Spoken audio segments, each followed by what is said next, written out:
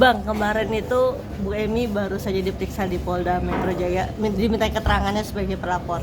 Seperti apa Bang Abang melihatnya? Saya tidak terlibat apapun kejadian dari mulai awal mereka bisa ranjang sampai kemudian bisa anak. Bahkan saya sampai hari ini belum pernah ketemu dengan suaminya. Makanya terlalu banyak mulut usil mengatakan menuduh aku membantu memisahkan anak. Ketemu aja belum pernah sama suaminya saya. Ya. Jadi waktu mereka ribut bisa anak, kemudian kejadian di video itu saya sama sekali tidak tahu dan tidak mengenal mereka. Baru sesudah lama sesudah itu tiba-tiba ada telepon dari si suami ke anak buah saya. Dia mengaku orang Korea, katanya dilaporin KDRT oleh istrinya dan dia minta mau nggak jadi klien Hotman Paris karena itu adalah normal kasus di kepolisian. Saya bilang sama anak buah terima aja. Kasusnya saya nggak tahu sama sekali, ya. Sehingga ternyata pada waktu yang bersamaan istrinya juga mencari saya, minta jadi pengacaranya. Akhirnya dia dengar dari tim Hotman 911 bahwa saya sudah dituju suaminya. Makanya istrinya itu teriak-teriak minta saya agar mundur. Tapi saya belum sampai hari ini saya belum melakukan apapun. Hanya untuk perkara di kepolisian saya menyatakan kantor asisten saya, kantor saya bisa mendampingi dia. Itu belum terjadi karena sesudah itu suaminya udah pulang ke luar negeri. Jadi nggak ada. Jadi kalau ditanya sama saya, gue nggak tahu apa-apa kejadian di Jakarta. Yang kemudian belakangan ini saya telepon dengan suaminya, ternyata kasusnya akan diajukan di pengadilan Singapura. Jadi karena mereka nikahnya di Singapura, jadi itu sudah masuk jurisdiksi Singapura, ya. Jadi para oknum-oknum pengacara yang langsung pansos, karena begitu ada Hotman, oknum pengacara lain akan ikut pansos agar namanya naik. Ya silakan lah, memang itu hak kamu untuk namanya juga mencari karir. Ya, tapi saya tidak pernah mau mencampuri kasus orang lain. Ya, karena apa? Kalau Anda punya kasus, kamu tidak akan mencampuri kasus orang lain.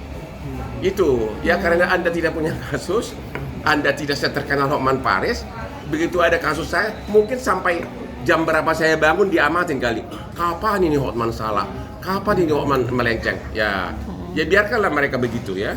Tapi harisma dan kualitas tidak bisa dibohongi. Sekali lagi, saya tidak ikut peran apapun. Bahkan saya sampai hari ini belum kenal suaminya. Hanya per telepon, dia telepon anak buah saya, mau nggak jadi pengacara karena ada seorang suami dilaporkan KDRT dan itu adalah praktek yang normal. Jadi netizen yang menuduh saya membantu memisahkan anaknya itu tidak benar.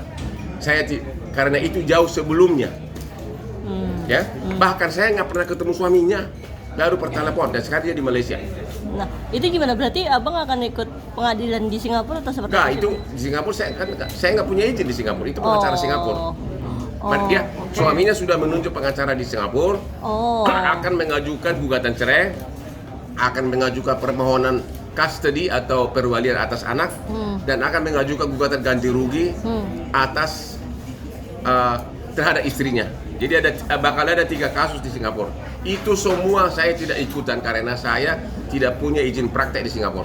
Oke, Bang, katanya TE sama Mr. Aiden ini akan terancam 1 tahun, itu benar nggak sih Bang? Saya tidak tahu apa-apa karena kasusnya dia di BAP aja belum, baru dipanggil tapi kan dia di luar negeri, jadi belum tahu apa-apa. Oke. Lu jangan tanya itu lagi tuh.